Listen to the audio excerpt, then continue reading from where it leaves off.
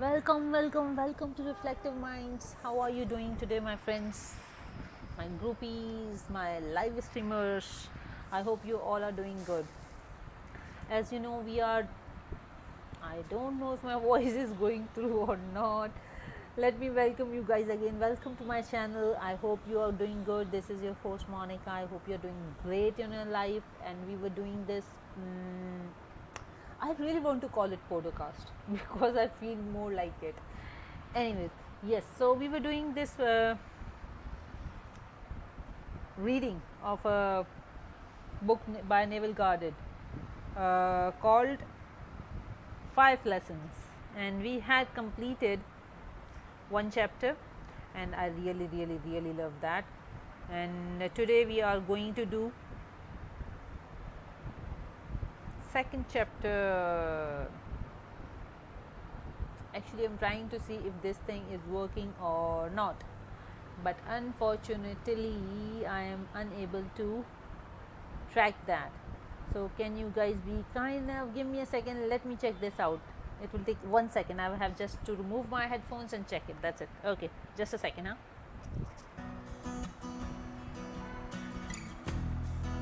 Yes, friends, welcome to Reflective Minds. This is your host, Monica, and we would be starting our reading now with the chapter 2, that is Assumption Hardened into Facts. I hope I can finish this one. It's a 10 to 15 pages. Let's hold on with me. Okay, let's go. The Bible of ours has nothing to do with the history. Some of you may yet be inclined tonight to believe that although we can give it a psychological interpretation, it still could be left in its present form and be interpreted literally. You cannot do it. The Bible has no reference at all to the people or to the events as you have been taught to believe. The sooner you begin to rub out that picture, the better.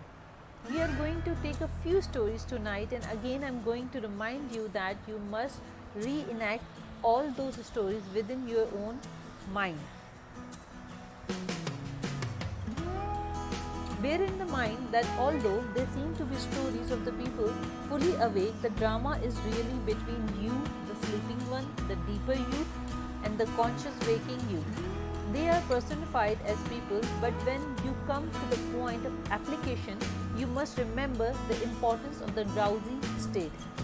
All creations, as we told you last night, takes place in the state of sleep, or that state which is akin to sleep, the sleepy, drowsy state. So you can see here that he is mentioning it, that all the creations are taking place in your mind, in the meditative state, or while you are praying. This is so important point. We told you last night the first man is not yet awakened. You are Adam. The first man is still in the profound sleep. The creative you is the fourth dimensional you, whose home is simply the state you enter when men call you asleep. Our first story for the tonight is found in the Gospel of John. As you hear it unfold before you, I want you to compare it in your mind's eye to the story you heard last night from the book of Genesis, the first book of the Bible. The book of Genesis, historians claim, is the record of events which occurred on the earth some 3,000 years back. The events recorded in the book of John, I ask you to be rational about it and see if you do not think the same writer could have written both stories. You be the judge as to whether the same inspired man could not have told the same story and told it differently. This is a very familiar story, the story of the trial of Jesus. In this Gospel of the John, it is recorded that Jesus was brought before the Pontius Pilate, and the crowd clamored for his life. They wanted Jesus. Pilate turned to them and said, "But ye have a custom that I should release unto you one of the Passover. Will ye therefore that I release unto you the King of the Jews?" Then cried they all again, saying, "Not this man, but the Barabbas." Now Barabbas was a robber. John according to John 18:39. You are told that the Pilate had no choice in the matter. He was the only judge interpreting law, and this was the law. The people had to be given that which they requested. Pilate could not release Jesus against the wishes of the crowd, and so he released Barabbas and gave unto them Jesus to be crucified. Now bear in mind that your consciousness is God. There is no other God, and you are told that God has a son whose name is Jesus. If you will take the trouble to look up the word Barabbas in your concordance, you will see that it is a contraction of the two Hebrew words bar, which means a daughter or a son or child, and Abba, which means father. Bar Abba is the son of the great father, and the Jesus is the story is called the Savior, the son of the Father. We have two sons in this story, and we have two sons in the story of Esau and Jacob. Bear in mind that Isaac was blind, and justice to be true must be blindfolded. Although in this case Pilate is not physically blind, the part given to the Pilate implies that he is blind because he is a judge. On all the great law building of the world, we see the lady or the man who represents the justice as being blindfolded. Judge not according to the appearance, but the judge righteous judgment. Here we find the Pilate is playing the same part as Isaac. There are two sons. All characters as they appear in this story can apply to your own life. You have a son that is robbing you that is very moment of that which you could be. If you come to this meeting tonight conscious of wanting something, desiring something, you walk in the company of Barabbas. For to desire is to confess that you do not now possess what you desire. And because all things you are yours, you rob yourself by living in the state of desire. My Savior is my desire. As I want something, I am looking into the eyes of my Savior. This is coronavirus, the ambulances and the sounds, too much disturbing. But if I continue wanting it, I deny my Jesus, my Savior, for as I won't confess, I am not in, except ye believe that I am He, ye die in your sins. I cannot have and still continue to desire what I have. I may enjoy it, but I cannot continue wanting it if I already have it. Here's the story. This is the feast of the Passover. Something is going to change right now. Something is going to pass over. Man is incapable of passing over from one state of the consciousness into the another unless he releases from the consciousness that which he now entertains, for it anchors him where he is. You and I may go to the physical feast year after year as the sun enters the great sign of Aries, but it means nothing to the true mystical Passover. To keep the feast of the Passover, the psychological feast, I pass from one state of consciousness into the another. I do it by releasing the Barabbas, the thief and the robber, and that robs me of that state which I could embody within my world. The state I seek to embody is personified in the story as Jesus the Savior. If I become what I want to be, then I am saved from what I want. If I do not become it, I continue to keep locked within me a thief who robs me of being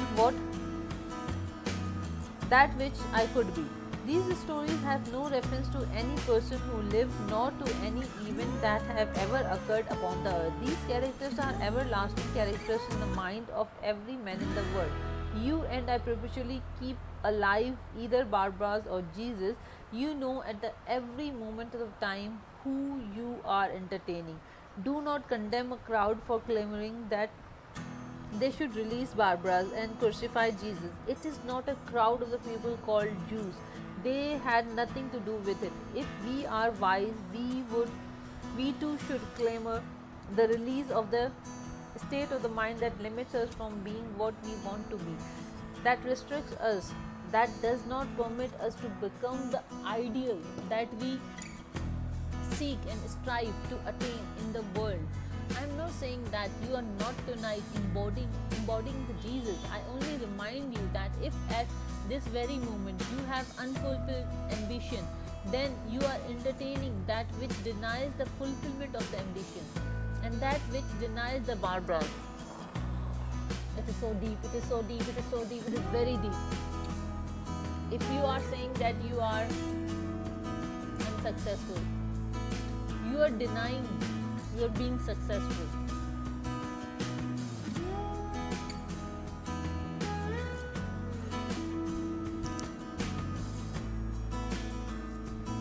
Just think about it. Think about all the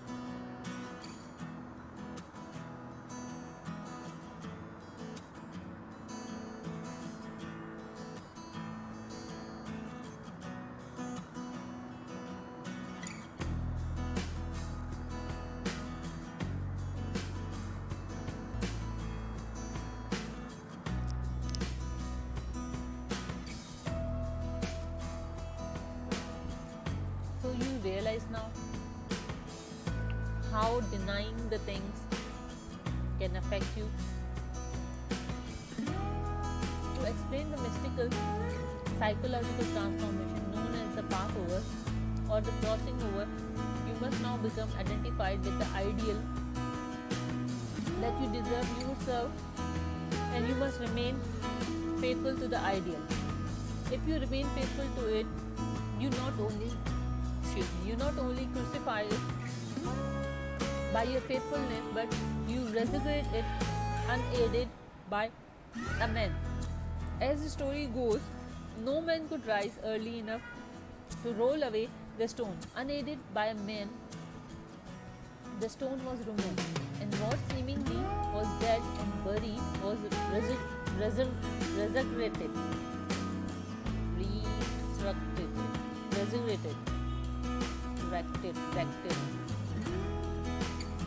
unassisted by a man. You walk in the consciousness of being that which you want to be. No one sees it as yet, but you do not need a man to roll away the problems and the obstacles of the life in order to express which you are conscious of being. That state has its own unique way of becoming embodied in the world, of becoming the flesh that the whole world may touch it. Now you can see the relationship between the story of Jesus and the story of the Isaac and his two sons, where one transplanted the other, where one was called the supplanter of the other. Why do you think those who compiled the 60 odd books of our Bible made Jacob the forefather of the Jesus? They took the Jacob, who was called the supplanter, and made him the father of the 12. Then they took Judah or the praise and fifth son and made him the forefather of the Joseph, who is supposed to have fathered in some strange way this one called Jesus. Jesus must supplant Barabbas, and Jacob must supplant and take the place of Esau. Tonight, you can sit right here and conduct the trial of your two sons, one of whom you want released. You can become the crowd who clamors for the release of the thief and the judge who willingly released the Barabbas and sentences Jesus to fill his place. He was crucified on the Golgotha, the place of the skull, the seat of imagination. To experience the Passover, the passage from the old to the new concept of self, you must release the Barabbas. Your present concept of self, which robs you of being that which you could be, and you must assume that the new concept which you desire to express. The best way to do this is to concentrate your attention upon yourself with your ideal. Assume you are already that which you seek, and your assumption though false, if sustained, will harden into fact. Did you hear these words?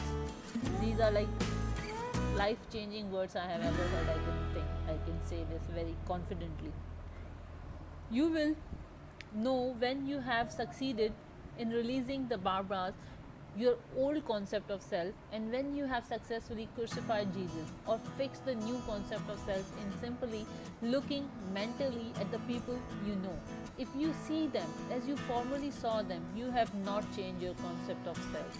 For all changes of concept of self result in change relationship to your world. See, this is the again same point that everything is inside you. You don't have to change anything outside. You have to change everything inside yourself to see the result outside. We always seem to others as embodiment of the ideal we inspire. Therefore, in meditation, we must imagine that others see us as they would see us be what we desire to be. You can release Barbaras and crucify the resurrected Jesus if you will first define your ideal.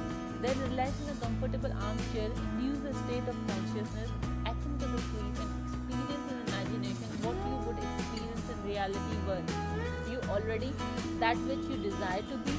By this simple method of experiencing in imagination what you would experience in the flesh, were you the embodiment of the ideal you serve. You release the Barbaras who robbed you of your greatness, and you crucify the resurrected, your survivor, or your ideal you desired to express.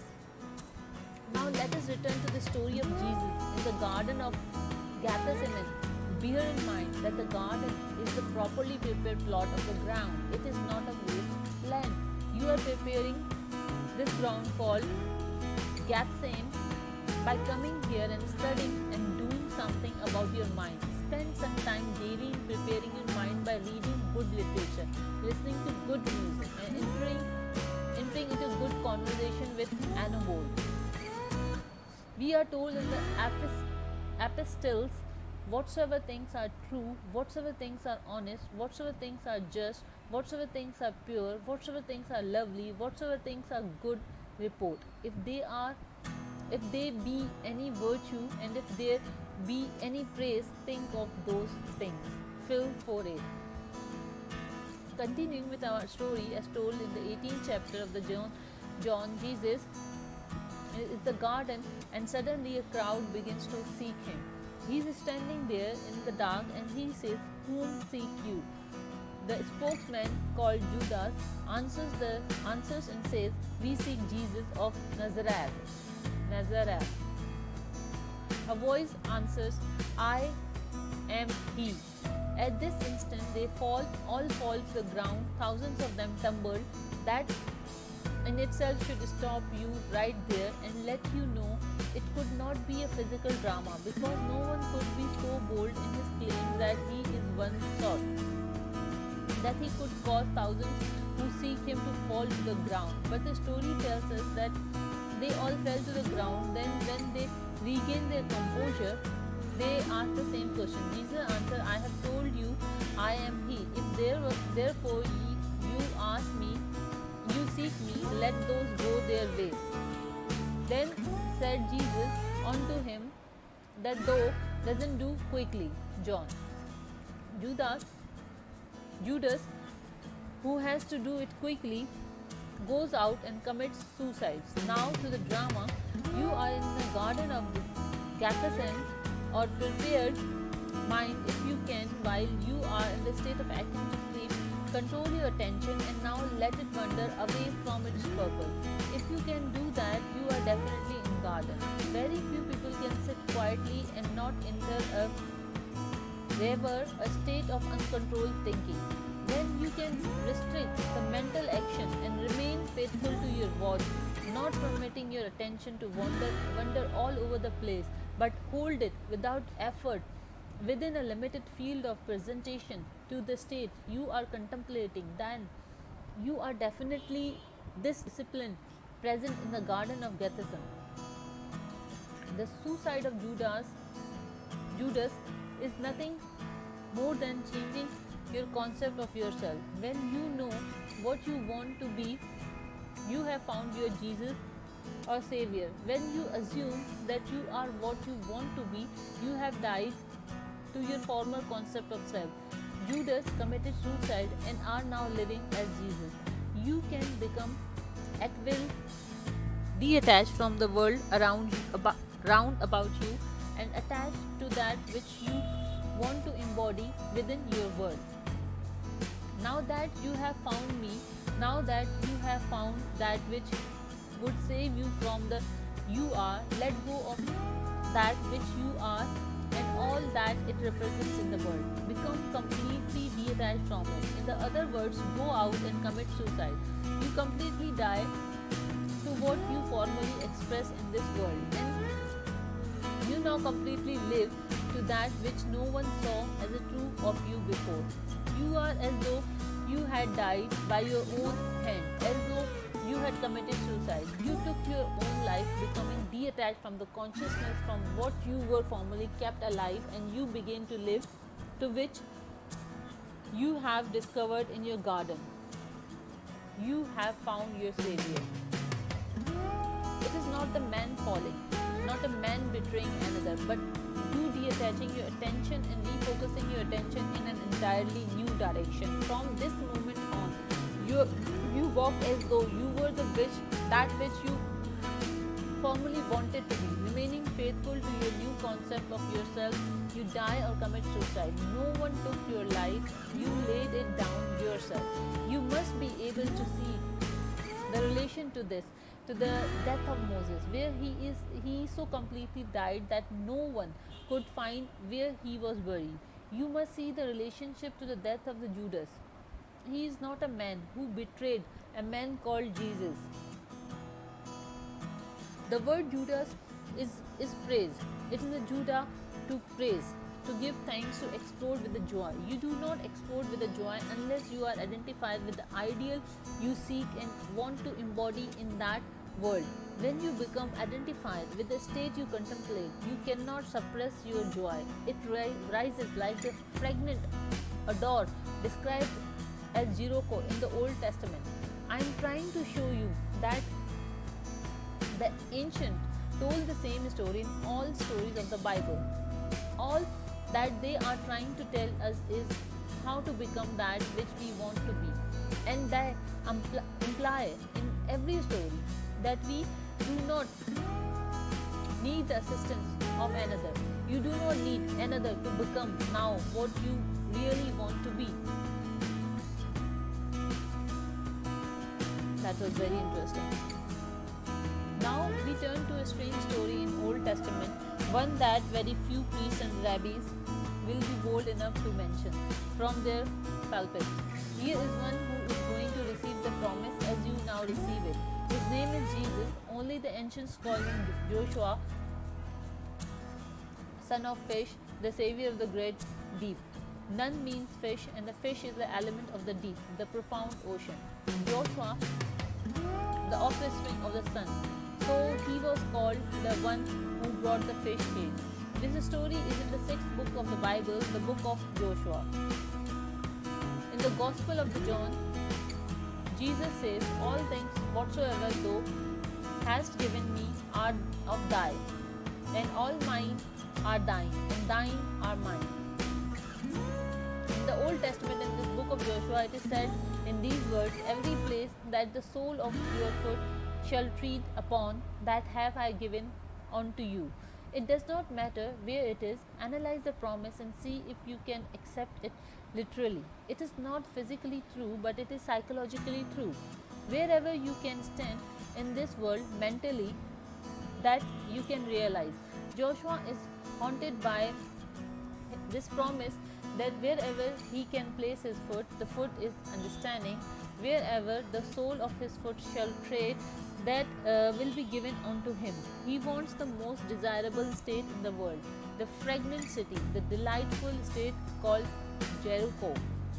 He finds himself weird by the impassable walls of Jericho. He is in He is on the outside as you are now on the outside. You are functioning three-dimensionally and you cannot seem to reach the fourth-dimensional world where your present desire is already a concrete objective reality. You cannot seem to reach it because your senses bar you from it. Reason tells you it is impossible. All things around about you tell you it is not true. Now you employ the services of the harlot and the spy, and her name is Rahab. The word Rahab means the spirit of the father. Race means the breath or a spirit. Ab means father. Hence, we find that this harlot is the spirit of the father, and the father is a man's awareness of being aware, man's I amness, man's consciousness.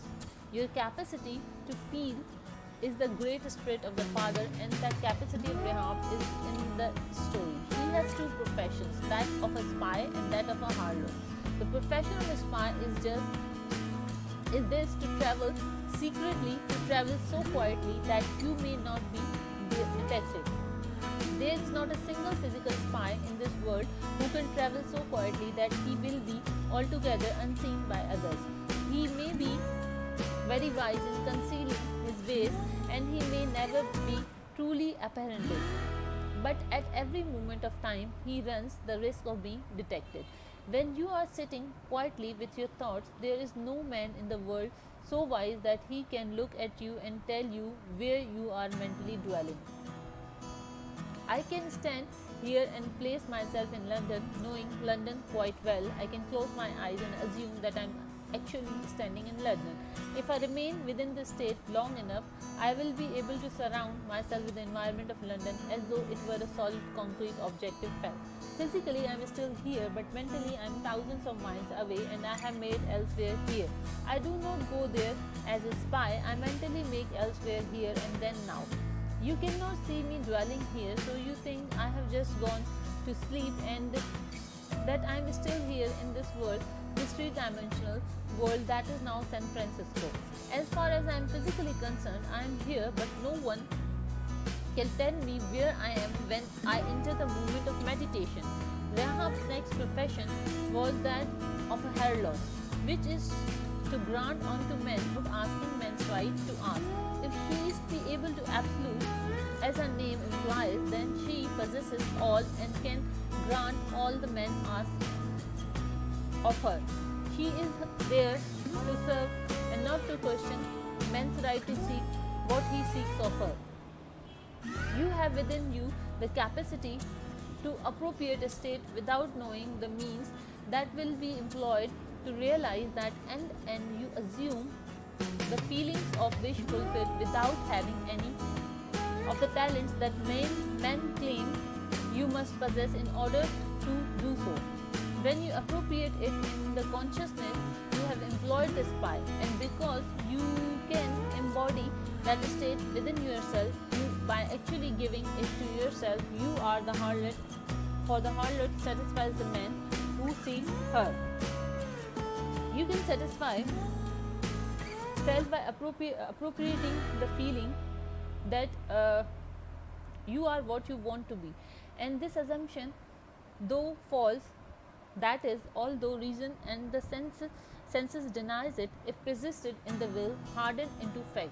By actually embodying that which you have assumed you have the capacity to become completely satisfied. Unless it becomes a tangible, concrete reality, you will not be satisfied, you will be frustrated.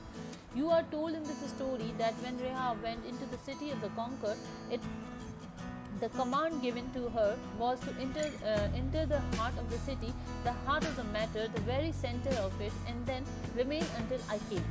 Do not go from house to house, do not leave the upper room of the house into which you enter.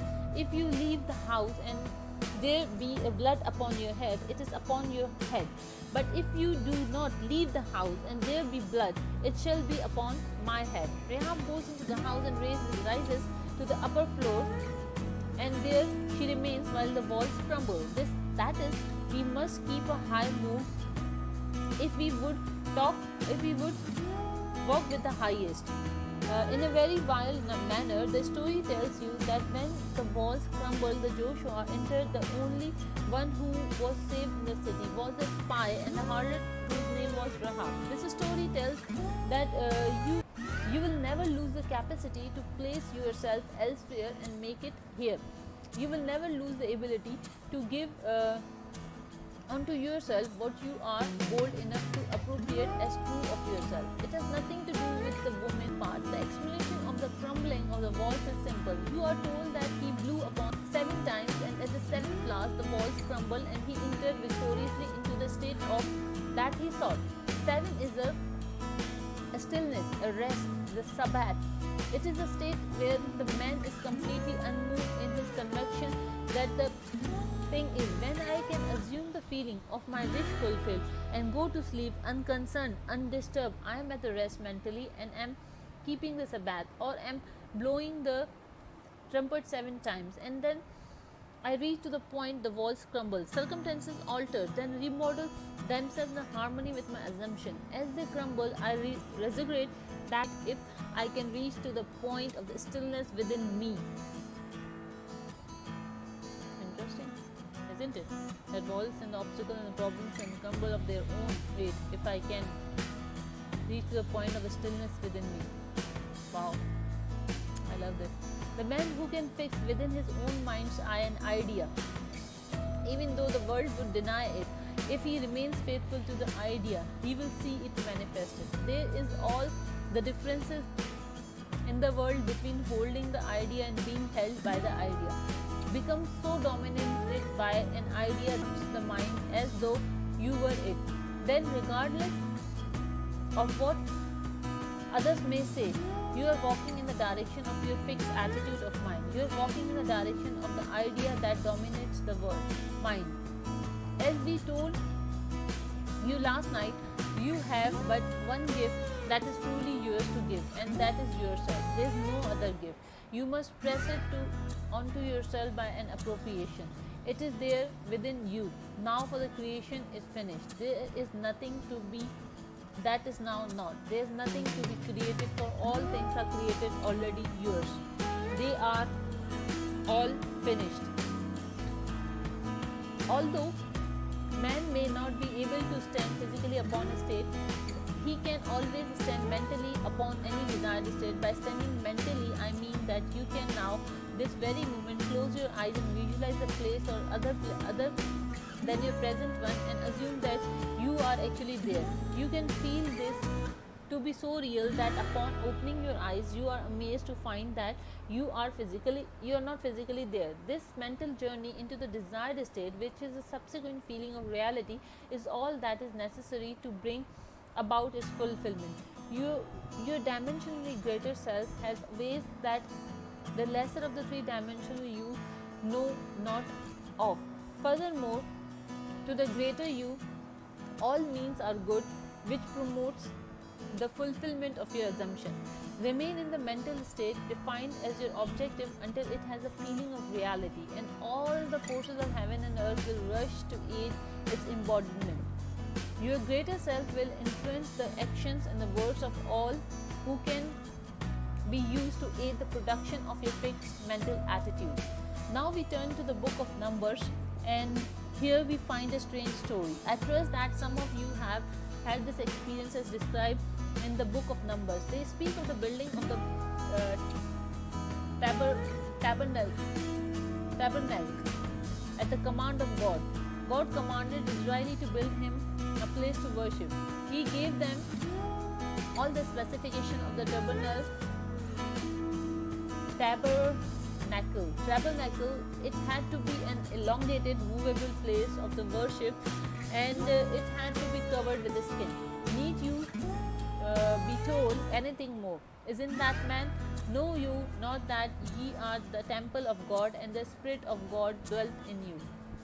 There is no other temple, not a temple made with the hands, but a temple eternal in the heavens. This is a temple is elongated and is covered with a skin, and it moves across the desert. And on the day that the tabernacle was reared up, the cloud covered with the tabernacle, namely tents of the testimony, and even there was upon the were appearance of the fire until the morning. The command given to the Israel was tarry until the cloud ascended by the day and fire by the night. Whether it were 2 days or a month or a year that the cloud upon the remaining thereon, the children of Israel abode in their tents and journeyed not. But when it was taken up, they journeyed. You know that you are tabernacle, but you may wonder what is a cloud. In meditation, many of you must have seen it. In meditation, the cloud, like the subsoil waters of an artesian well, springs spontaneously to your head and forms itself into the pulsating golden ring. Then, like a gentle river, they flow from your head in a stream of living rings of gold. In the meditative mood, broadening on the sleep, the clouds ascend. It is in this drowsy state that you should assume that you are that which you desire to be, and that you have that which you seek. For cloud, which assume the form of your assumption and fashion a world in harmony with itself. The cloud is simply the garment of your consciousness, and where your consciousness is placed, there you will be in flesh also. This golden cloud comes in meditation. There is a certain point when you are approaching sleep. That is a very, very thick, very liquid, a very much alive pulsating. It begins to ascend as you reach the drowsiness meditative state, bordering on sleep. You do not strike the tabernacle, neither do you move it until the cloud begins to ascend. The cloud always ascends when a man approaches the drowsiness of sleep. For when a man goes to sleep, whether he knows it or not, he slips from the three-dimensional world to the fourth-dimensional world, and that which is ascending is the consciousness of a man in a greater focus. It is a four-dimensional focus. What you now see ascending is your greater self. When that begins to ascend, you enter into the actual state of feeling. You are what you want to be. That is the time you lull yourself into the mood of being what you want to be, by either experiencing in imagination what you would experience in reality. Were you already that which you want to be, or by repeating over and over again the phrase that implies you have already done what you want to do? A phrase such as isn't it wonderful, isn't wonderful, as though some wonderful thing has happened to you. In a dream, in a vision of the night, when deep sleep fallen upon the man in slumbering upon the bed, then he opens the ear of men and sees their instruction. Use wisely the interval preceding sleep. Assume the feeling of the wish fulfilled and go to the sleep in this mode. At night, in dimensionally larger world, when the deep sleep falls upon a man, they see and play the parts that they will later on play on earth, and the drama is always in harmony with that which their dimensionally greater self leads and play through them. Our illusion of the free will is but ignorance of the causes which makes us act.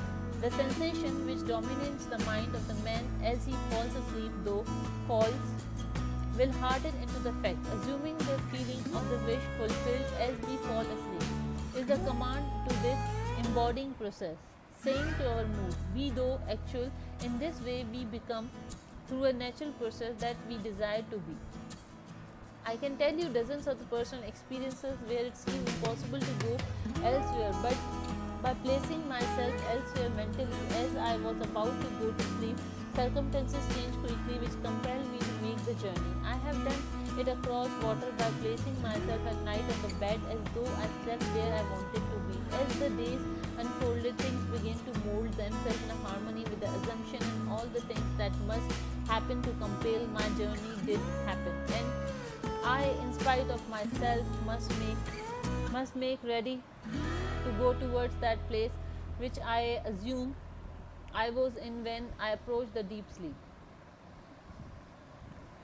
As my cloud ascends, I assume that I am now the man I want to be, or that I'm already in place where I want to visit.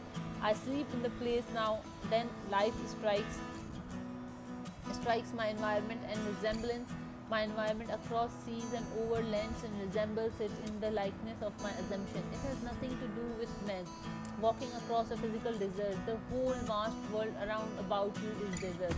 From the cradle to the grave, you and I we walk the desert, but we have a living wherein God dwells, and it is covered with a cloud which can and does ascend when we go to sleep, or are in a state of akin to sleep. Not necessary in 2 days, it can ascend in 2 minutes.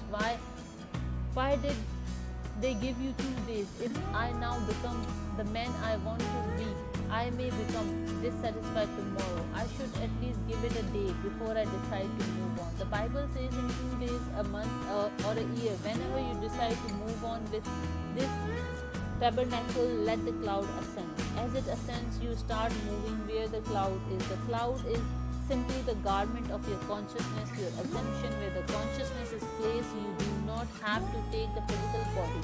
It gravitates there in spite of you.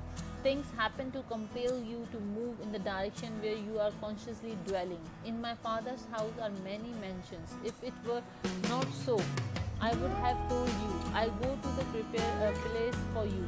And if I go and prepare a place for you, I will come again and receive you unto myself. And where I am, there may also be.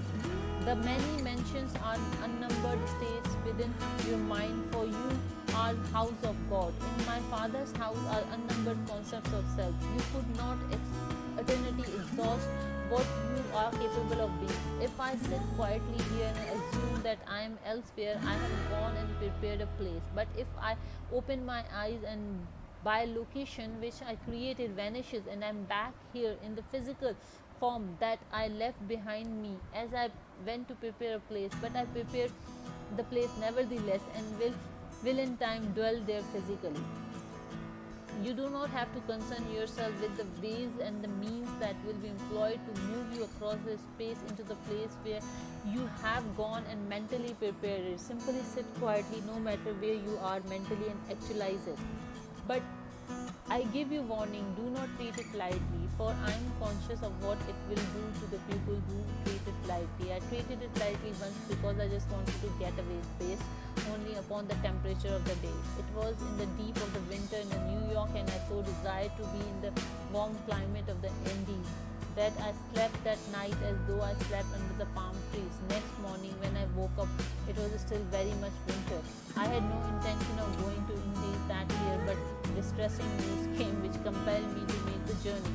It was the midst of the war when the ships were being sunk right and left, but I sailed out of the New York on the ship's 48 hours after I received this news. It was the only way I could go to Barbados, and I arrived just in the time to see my mother and say a three-dimensional goodbye to her. In spite of the fact that I had no intention of going to the deeper self-watch where the great cloud descended, I placed it in Barbados, and this tabernacle my body had to go and make the journey to fulfill the command. Wherever the sole of your foot shall tread, that have I given unto you. Wherever the cloud descends in the desert, there you reassemble the tabernacle. I sailed from New York at midnight on a ship without taking thought of the submarine or anything else. I had to go. Things happened in a way that I had not be devised. I want you do not treat it lightly. Do not say I will experiment and put myself in Labrador just to see if this will work. You will go to the Labrador and then you will wonder why you ever came to this class. It will work if you dare assume the feeling of your wish fulfilled as you go to the sleep. Control your moods as you go to sleep. I cannot find any better way to describe this technique than call it controlled waking dream.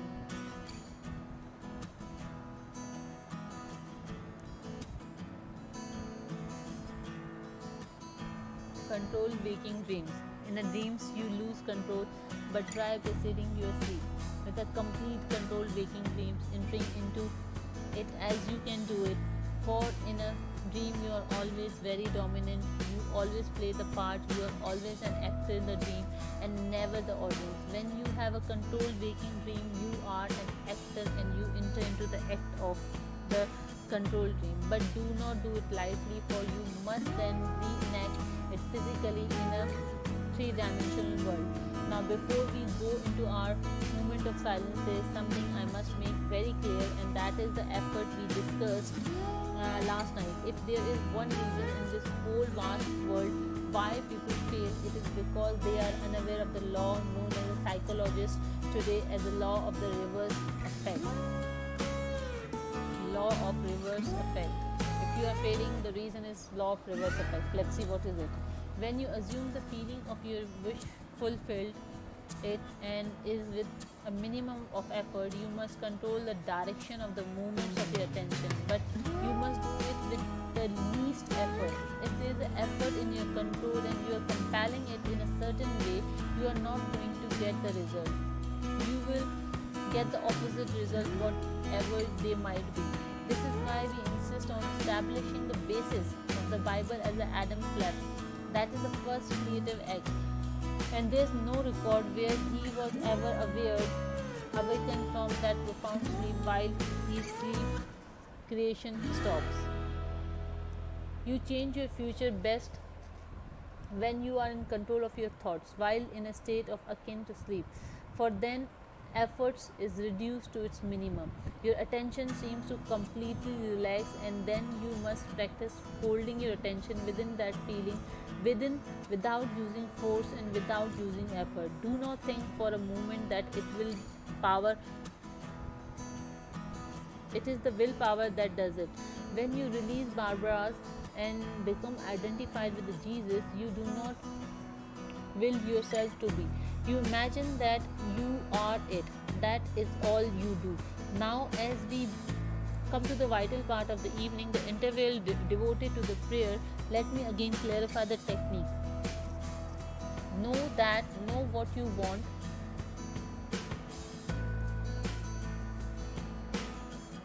Just a second, friends. I want to mark it because this book is amazing. Know what you want. I did.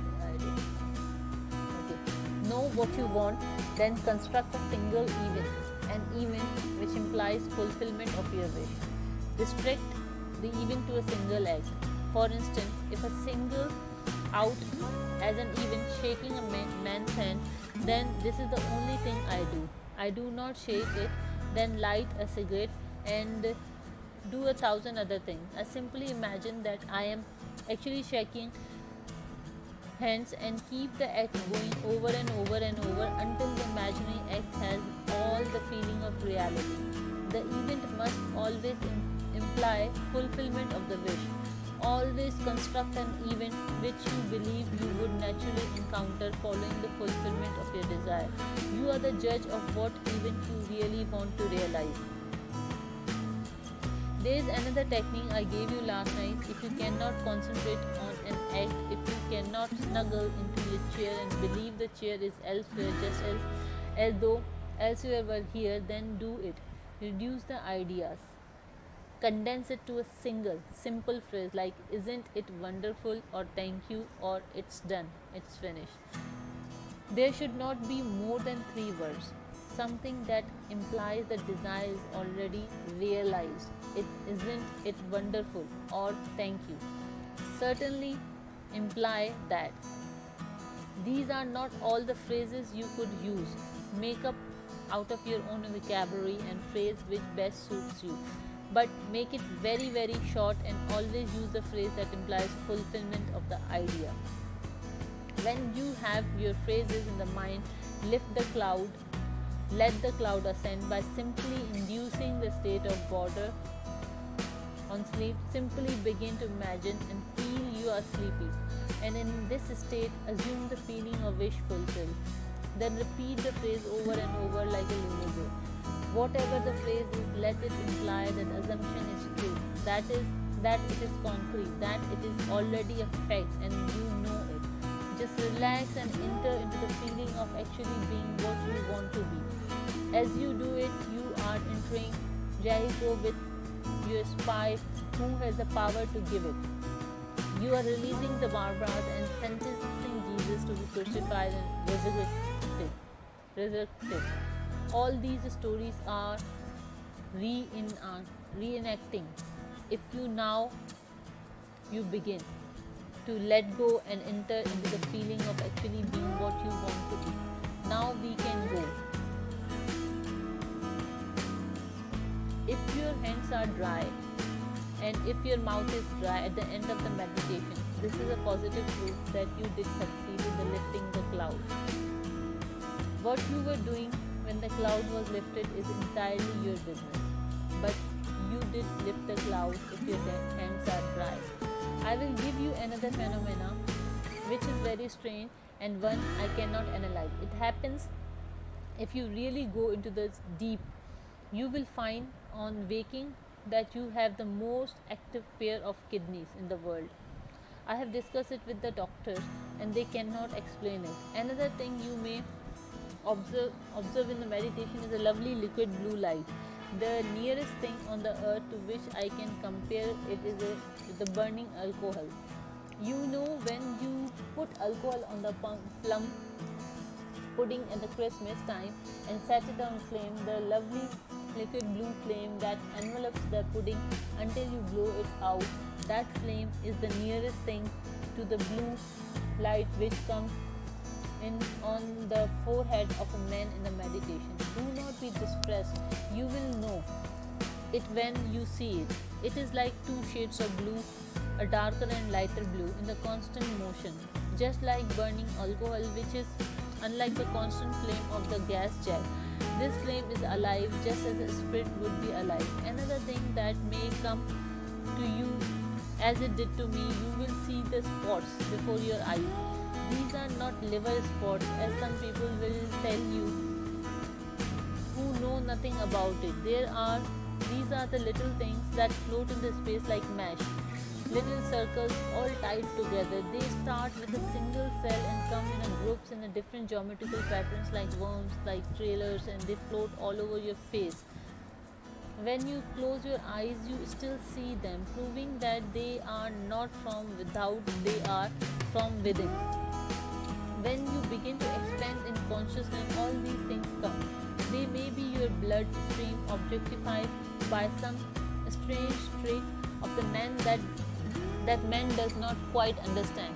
I am not denying that it is your blood stream made visible, but do not distress by thinking it is a liver spot or some other silly thing that people will tell you. If the various phenomena come to you, do not think you are doing something wrong. It is normal, natural expansion that comes to all men when take themselves in a tow and try to develop the garden of Gethsemane. The minute you begin to discipline your mind by observing your thoughts and watching your thoughts throughout the day, you become the policeman of your thought.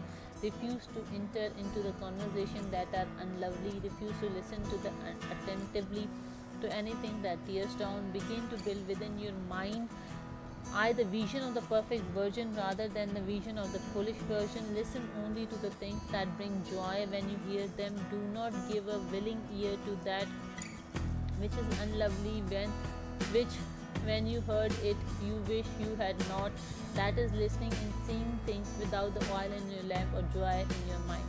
There are two kinds of virgins in the Bible, 5 foolish and the 5 wise virgins. The minute you become the wise virgin or try to make an attempt to do it, you will find all these things happen. You will see these things and they interest you, so that you have not time to develop the foolish side as many people do. I hope that no one here does, because no one should be identified with the great work. You can still find great joy in discussing of another that is unlovely.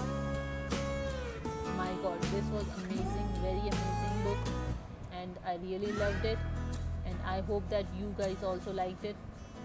And the best part of this is that if after trying these techniques you are not able to realize your dreams, then I don't know how you would be, because the symptoms the after effects which is mentioned, the dry hands, dry mouth, and the spots. I have seen these spots sometimes,